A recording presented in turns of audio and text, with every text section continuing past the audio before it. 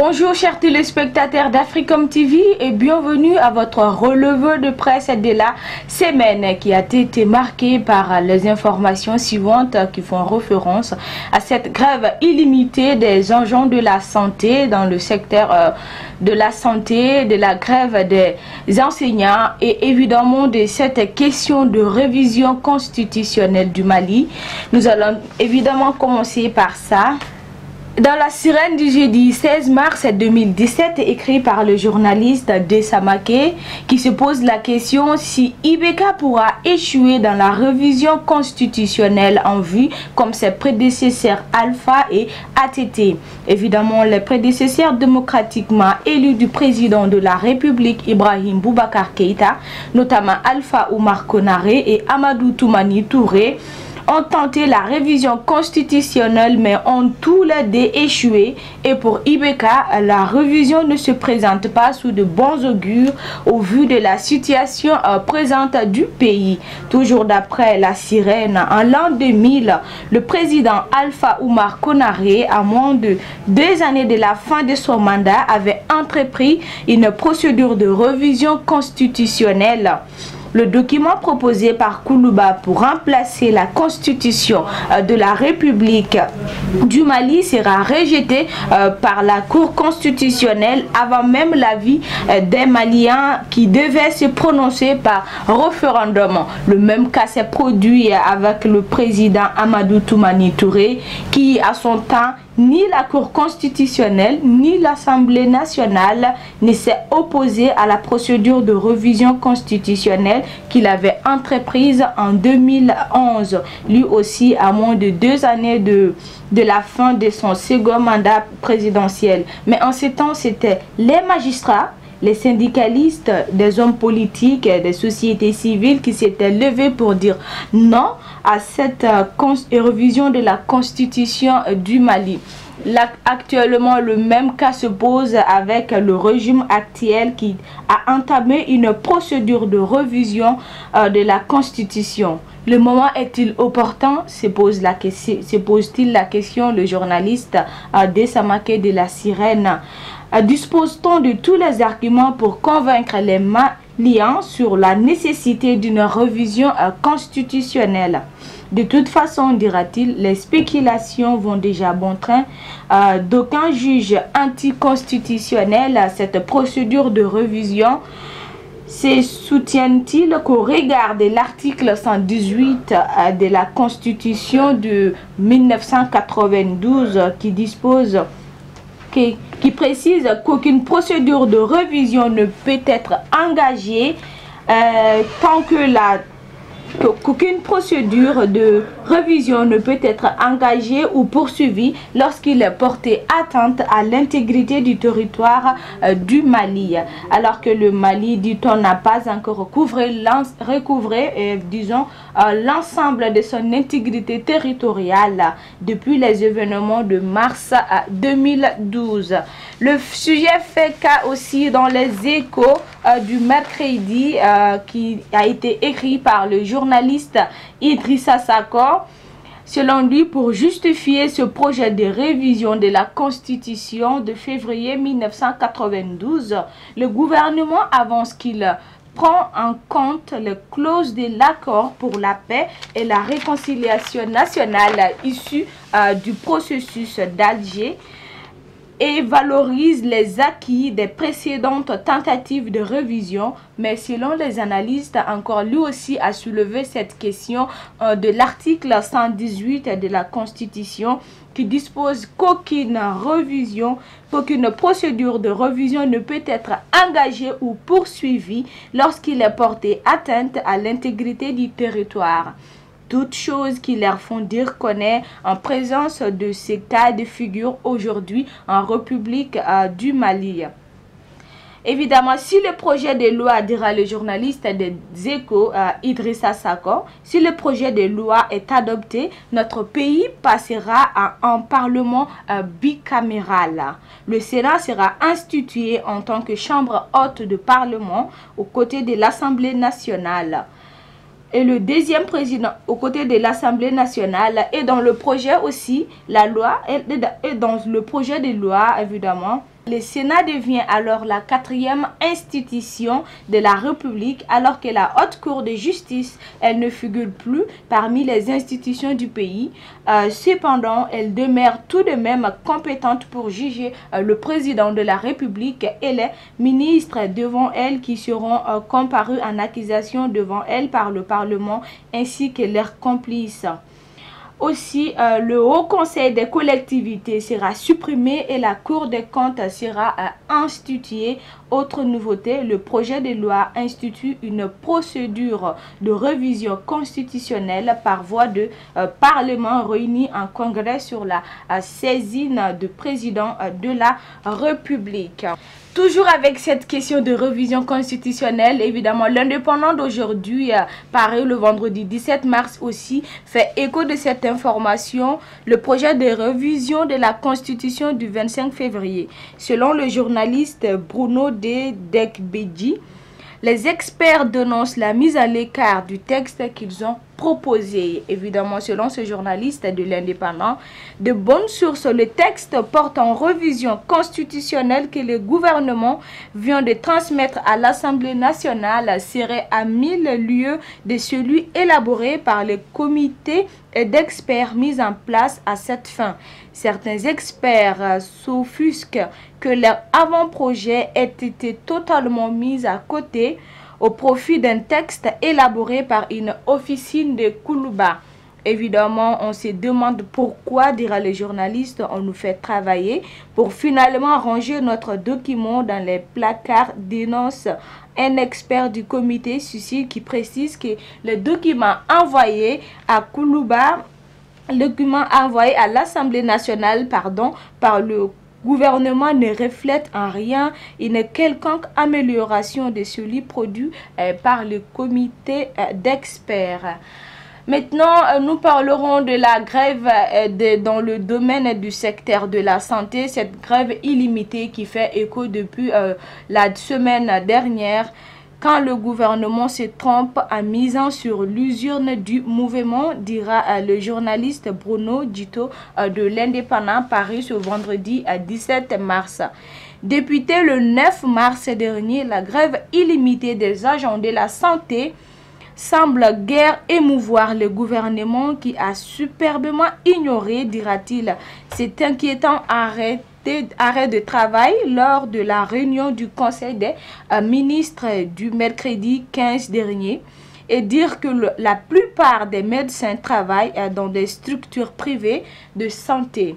Donc, ce qui leur donne une capacité à résister à l'usure de la grève sur laquelle compte le gouvernement, dira le journaliste de l'Indépendant. Les observateurs pensaient que la grève illimitée déclenchée dans le secteur de la santé allait motiver des mesures d'urgence édictées par le Conseil des ministres.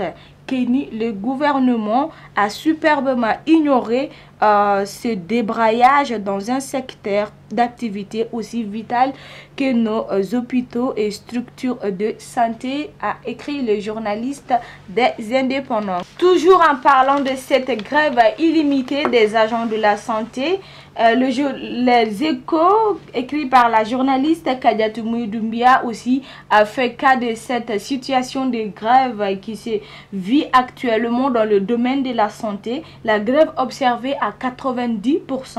Sans la satisfaction de l'ensemble des points d'accord du PV de conciliation du 9 novembre 2016 entre le gouvernement du Mali et les deux syndicats de la santé, le syndicat national de la santé et de l'action sociale et de la promotion de la femme CNS, ASPF et la fédération des syndicats de la santé et de l'action sociale du Mali sont bien décidés à poursuivre leur grève illimitée.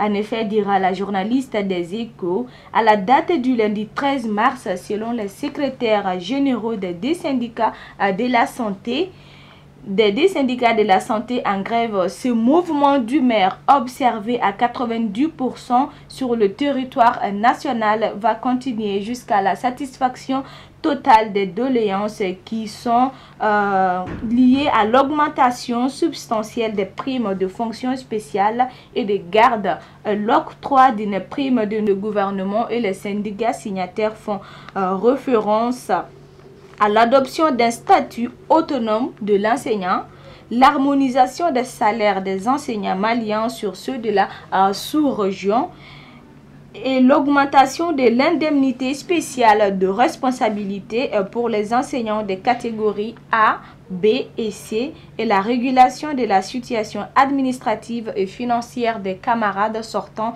de l'ENSUP au même titre que ceux de l'ENI et de l'UPRIFRA, la conformité de la relecture de l'arrêté 32 et 82 du 11 août 2016 avec les recommandations de la lettre de protestation des différents syndicats. En effet, en réponse de la partie gouvernementale, dira le journaliste des Échos, la partie gouvernementale a fait observer que l'enseignant supérieur est un corps hiérarchisé et autonome dans tous les pays de la sous-région. Évidemment, le Mali, étant membre du Conseil africain supérieur, CAMES, ne peut être en marge des dispositions prévues par cette organisation scientifique. Autre sujet qui fait écho dans les journaux locaux, c'est la conférence d'attente nationale qui est prévue pour la fin de ce mois à Bamako. Effectivement, le district de Bamako aussi se prépare. D'après la journaliste des Échos, Kadiatoumou Doumbia, encore, après les étapes de région du Mali, c'est le district de Bamako qui a abrité sa consultation régionale préparatoire de la conférence d'attente nationale. Les travaux se sont tenus du 14 au 15 mars au gouvernorat du district. Il s'agissait pour les participants des 6 communes du district de Bamako de donner leurs attentes pour une bonne réussite de cette conférence d'attente nationale initialement prévue pour la fin de ce mois. Et l'objectif global de la conférence d'attente nationale est d'instaurer un débat approfondi et inclusif entre toutes les composantes de la nation malienne sur les causes profondes du conflit qui a affaibli le pays depuis 2012.